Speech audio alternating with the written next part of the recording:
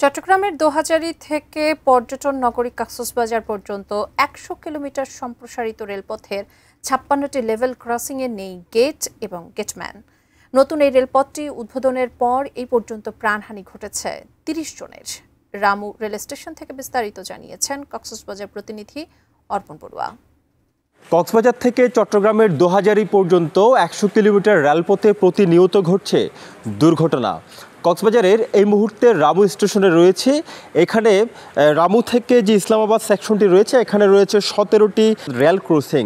আর পাশাপাশি কক্সবাজার থেকে দোহাজারী পর্যন্ত সর্বমোট ৭২টি লেভেল ক্রসিং রয়েছে, যেখানে ১৬টি গেটম্যান থাকলেও বাকি ৫৬টি রয়েছে অরক্ষিত অবস্থায়, যার কারণে প্রতিনিয়ত ঘটছে দুর্ঘটনা এবং প্রাণহানির শিকার হচ্ছে সাধারণ মানুষ।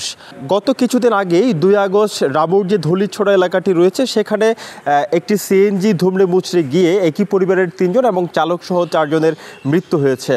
মূলত গেটম্যান না থাকা অথবা গেট স্থাপন না করার কারণে, অরক্ষিত থাকার কারণে আসলে প্রতিনিয়ত প্রাণহানির মতো ঘটনা ঘটছে বলে স্থানীয় সাধারণ মানুষের অভিযোগ এবং অভিমত।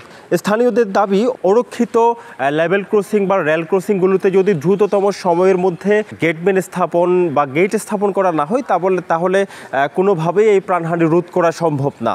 আরেকটি বিষয় জানিয়ে রাখতে চাই, শুধুমাত্র মানুষ দুর্ঘটনায় পতিত হচ্ছে বা গাড়ি দুর্ঘটনার শিকার হচ্ছে শুধুমাত্র তা নয়, প্রায় সময় দেখা যায় বনের হাতি অথবা মানুষের গৃহপালিত গরু ছাগলও রেলপথে মৃত্যুবরণ করছে। তাই লেভেল ক্রসিংগুলোতে অতি দ্রুত সময়ের মধ্যে গেটম্যান স্থাপন বা গেট স্থাপন এখন সময়ের দাবি বলে স্থানীয় বাসিন্দারা মনে করছেন। কক্সবাজারের রামুর রেল স্টেশন থেকে এটুকুই ছিল এখানকার সবশেষ।